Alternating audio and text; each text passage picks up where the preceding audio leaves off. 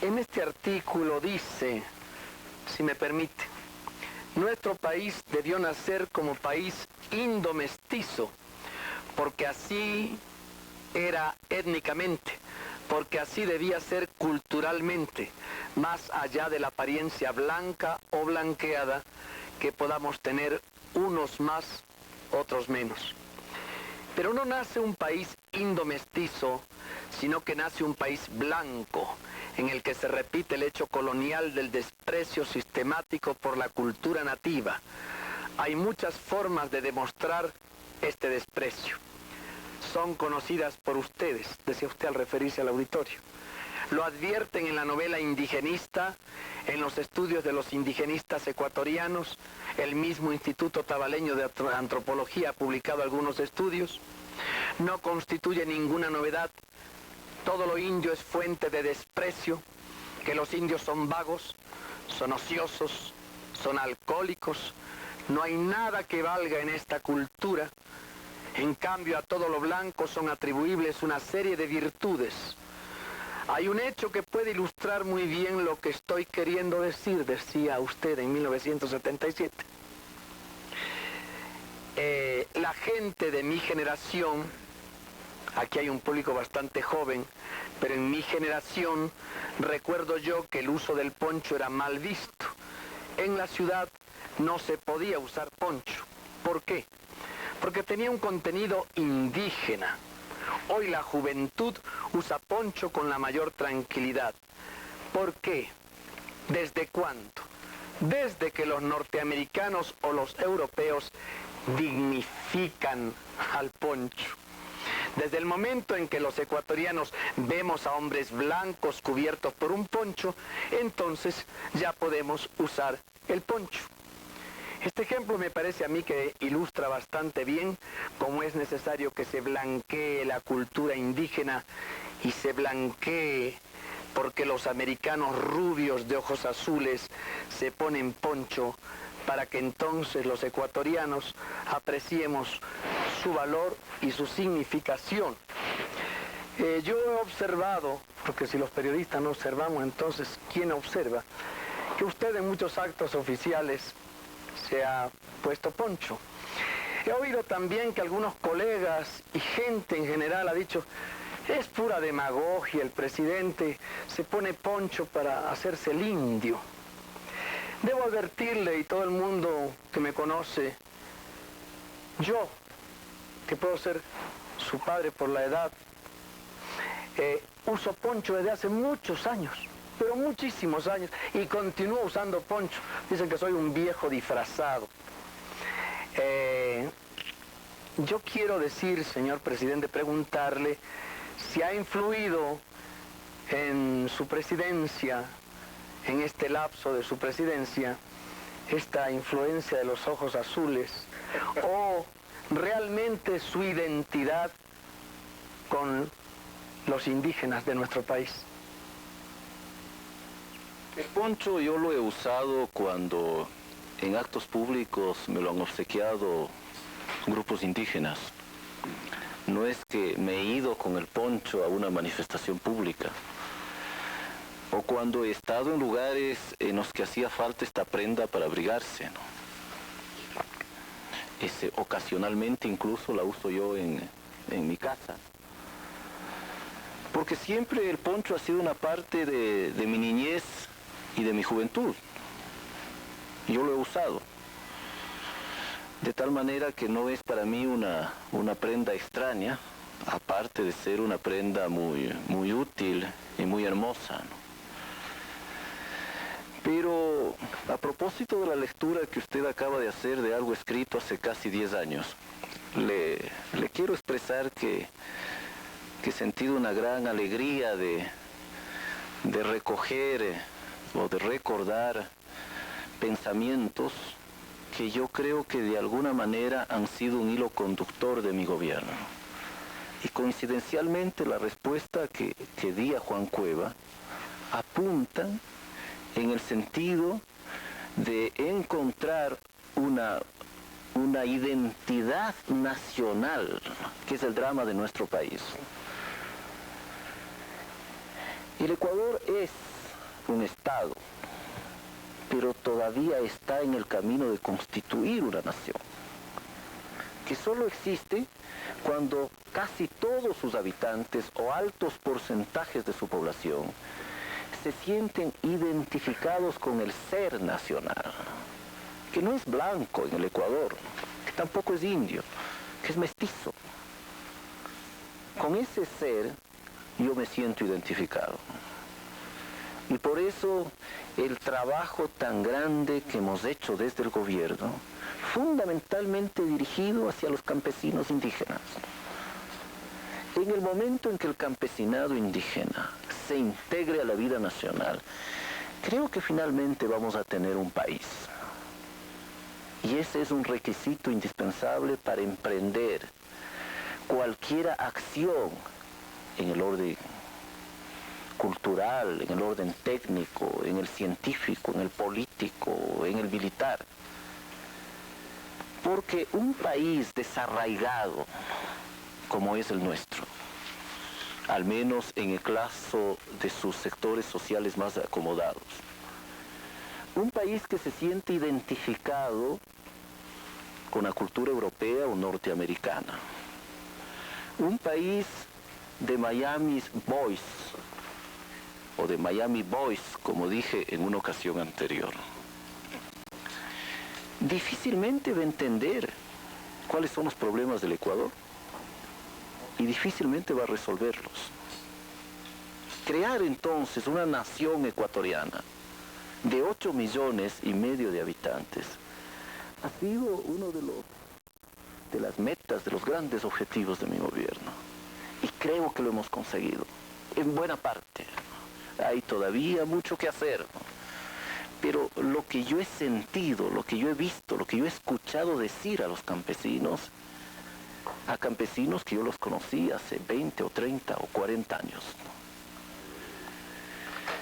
los realizados que les encuentro, los liberados, eso a mí me llena de satisfacción, porque significa darle una respuesta concreta a eso que escribí como una crítica y como un diagnóstico.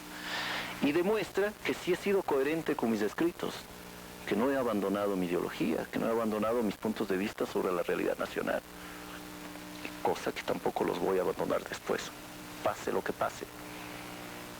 Si usted me permite Sí. el uso de la palabra un momento más, yo conocí a Osvaldo Hurtado sin verlo, por referencias de la doctora Isabel Robalino Boyé, hace unos 9 años, 10 quizá, en un memorable viaje a Galápagos, en este paisaje estupendo, maravilloso, que muchos ecuatorianos desgraciadamente ignoran. Ella me contaba que usted trabajaba junto a ella por los indígenas, y yo sabía que usted había usado poncho mucho antes de ponérselo para lo que la prensa o algún sector de la prensa o de la ciudadanía se imaginaba que usted quería decir: yo soy igual que los indios, yo me siento igual que los indios. Entonces, para mí realmente no es extraño, ni fue extraño ni motivo de burla. Yo defendí, fue el único que defendí en la prensa, cuando usted se colocó una banda con una leyenda en quichua. ¿En dónde? En Shuara, perdón, en idioma Shuara, perdón, gracias. Yo fui el único que celebré esto. Recibí muchas críticas por esto. Posiblemente después de esta rueda de prensa, último diálogo con el presidente Hurtado, voy a recibir críticas, pero no me arrepiento, primero, de haber venido, segundo, de haber dicho lo que siento, y luego, sobre todas las cosas, de ser justo. Gracias. Y el 10 de agosto voy a hacer algo más. Si bien va a ser simbólico el acto, yo creo que apunta en la misma línea que venimos conversando. Voy a usar un bastón de mando, con lo cual se restablece una tradición ecuatoriana, pero el bastón no tiene ningún valor crematístico, que no sea el hecho de que fue obsequiado por la parcialidad, por la comunidad de los cachas. que perteneció al jefe de la comunidad y que ella es heredera de los Puruáes. Con esto no quiero yo decir que voy a transitar o que estoy transitando por el camino indigenista, cosa con la que tampoco estoy de acuerdo, sino que a través de todo esto quiero demostrar que el Ecuador no solo es la cultura blanca, ¿no? Que el Ecuador también es la cultura indígena, y que en el Ecuador creo que todos los ecuatorianos, salvo muy pocas excepciones de inmigrantes recientes, somos mestizos. Y aquellos que duden de lo que acabo de decir, sería bueno que examinen los estudios genealógicos hechos por un verdadero historiador, doctor Jurado, en el cual se descubre que toda la clase alta quiteña es mestiza. Durante la última campaña electoral se creó un espacio necesario y que es explicable obviamente para el debate político, y dentro del debate político el país ha contemplado asombrado la renuncia que los grupos políticos, todos, unos con razón y otros sin razón, han hecho para ubicarse en la derecha política del país. De acuerdo a la campaña, no hay ningún sector en el país que esté ubicado en la derecha, obviamente menos aún en la extrema derecha. La extrema izquierda ha tenido una posición más o menos similar, salvo un caso. Han contemporizado en algunos planteamientos y tampoco se han ubicado allá. ¿Es verdad este juicio en su criterio? ¿Qué opina usted al respecto? Yo creo que la derecha debe decirle al país que efectivamente lo es. De esa manera se clarificaría más la política nacional. Más aún han ganado las elecciones y han obtenido la mitad de los votos emitidos. Esto quiere decir que han recibido un apoyo considerable de la opinión pública. ¿Por qué entonces avergonzarse de la ideología, de los principios y de la ubicación política que tienen? Izquierda y derecha existe en todos los países del mundo. Y ganan candidatos y gobiernan ciudadanos procedentes de esta orientación política. La izquierda no siempre gana elecciones, y aquí en el Ecuador tenemos un buen ejemplo. Y más aún, yo pienso que es conveniente que la derecha en el Ecuador dé un paso más. Se ha criticado mucho la actitud del Partido Liberal al constituir el Frente de Reconstrucción Nacional. Yo creo que es un acierto. Y no solo que lo es, sino que además es una decisión de honradez política. Cuando el año 1977 yo dije que los liberales deberían ubicarse junto a los conservadores, se armó un escándalo nacional. Fui insultado por varios dirigentes liberales. Hoy han madurado e integran un bloque político homogéneo que ojalá avance hacia la conducción de un solo partido. Este sería un gran servicio a la democracia y al Ecuador. De la misma manera que sería bueno que los sectores del centro y del centro izquierda simplifiquen este enjambre de organizaciones políticas y constituyan eventualmente grupos más unidos y más sólidos. Porque hay una relación estrecha entre estabilidad política y número de partidos.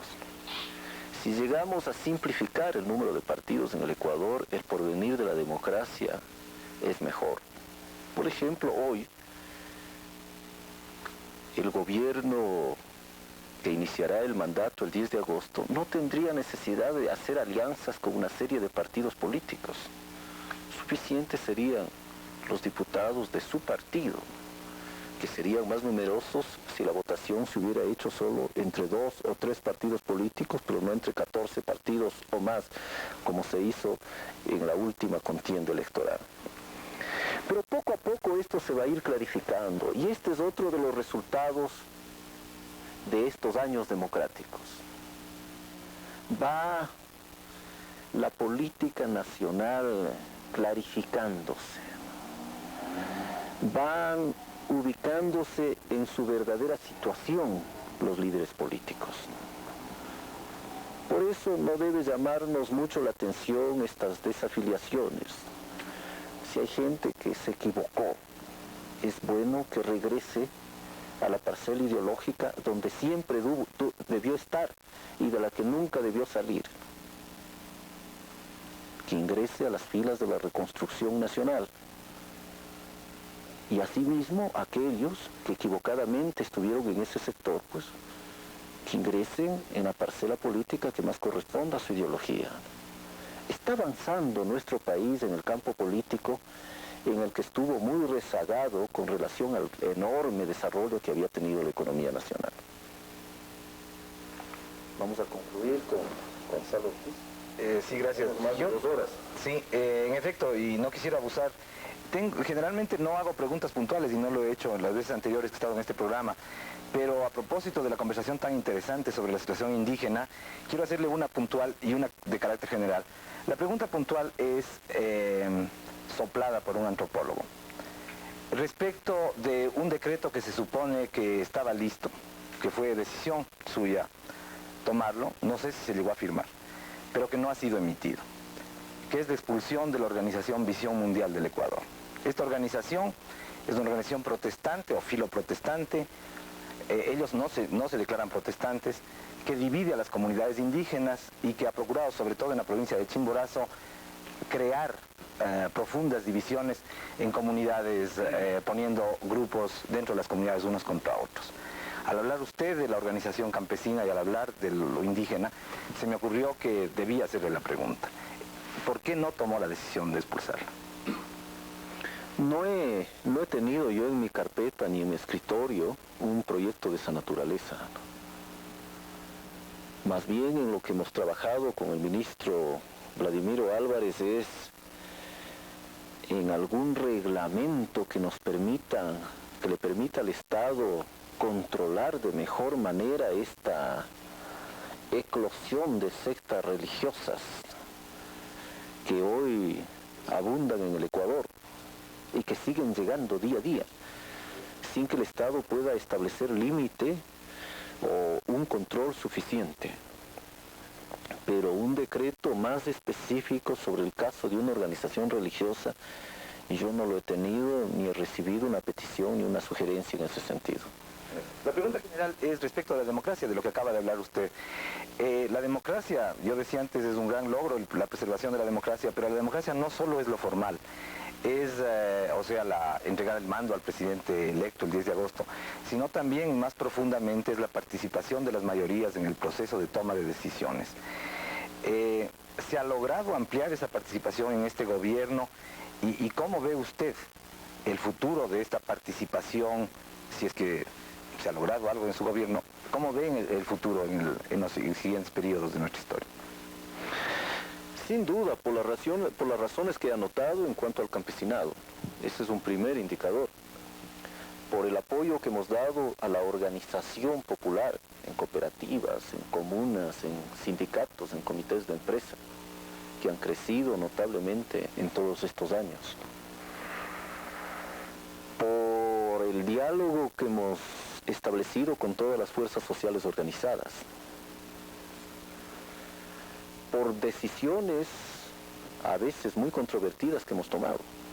Por ejemplo, el proyecto de ley que yo envié al Congreso, estableciendo un financiamiento para las centrales sindicales, busca fortalecer la organización popular y como consecuencia la participación. O la decisión administrativa que tomó el entonces ministro de Agricultura, Carlos Vallejo, en el sentido de aumentar la cuota de exportación de café de las cooperativas, quitándoles a los exportadores, y ahí una de las razones del escándalo, significa fortalecer la organización popular. La regulación expedida por el Seguro Social ecuatoriano, estableciendo el seguro médico para los trabajadores autónomos, siempre que estén organizados, apunta en la misma línea. yo creo que en ese sentido también hemos sido coherentes, porque mi doctrina precisamente señala a la organización y a la participación popular como uno de los elementos fundamentales para la existencia de la democracia. Las denominamos en nuestro léxico las organizaciones intermedias. Cuando ellas no existen, fuertes, sólidas, no hay una democracia propiamente dicha. Por eso en estos años no solo que hemos preservado la democracia, sino también que hemos ido creando bases más sólidas para que la democracia pueda defenderse y pueda funcionar. Probablemente existen otras manifestaciones de lo que yo le acabo de decir, pero le señalo las principales, ¿no? que son, me parece, bastante explícitas y muy demostrativas. ¿Y el futuro? ¿El futuro en qué sentido? La organización popular, en la nueva coyuntura. Cuando el pueblo está organizado, cuando el pueblo está capacitado, existen condiciones para que se defienda y no pueda ser atropellado. Aquella cita que les hice de un campesino indígena es brillantemente ilustrativa. Más allá de lo que quiera hacerse en el futuro en contra de la participación, de la organización y de la promoción populares, más allá de las acciones que se tomen para detenerla o debilitarla, habrá pues un sector importante del pueblo que usará de su organización para defender las libertades públicas y los derechos democráticos de los ecuatorianos. Bueno, al concluir este último programa, el presidente y la prensa fue denominado por la Secretaría de Información Pública del Gobierno. Yo quisiera agradecer a todos los periodistas que me han acompañado, escogidos de ellos sin otra consideración que no fuera el papel de orientadores de la opinión pública que tenían en los diversos medios de comunicación. Y sin limitación para interpelar al presidente de la República sobre los más diversos temas. A través de este medio he querido yo poner también en práctica la participación democrática. Pero debo también agradecer a los millones de ecuatorianos que nos han acompañado en estos 11 y probablemente en algunos casos cansados programas de televisión, por haberme permitido ingresar en sus hogares. Y ahora que me dirijo a todos los ecuatorianos y a las ecuatorianas, quisiera expresarles cuánto ha servido para la consolidación de la democracia, para el mantenimiento del orden constitucional y para la solución de algunos de los problemas económicos fundamentales, la lucidez y la madurez del pueblo ecuatoriano. Tengan ustedes la seguridad que a partir del 10 de agosto yo no haré nada que pueda contradecir los principios que han informado mi conducta a lo largo de estos años y que continuaré solidario con las causas fundamentales de la democracia, del progreso y de la libertad. Muchas gracias a ustedes que me han acompañado en esta última reunión y muchas gracias a todos los que nos han seguido desde sus hogares.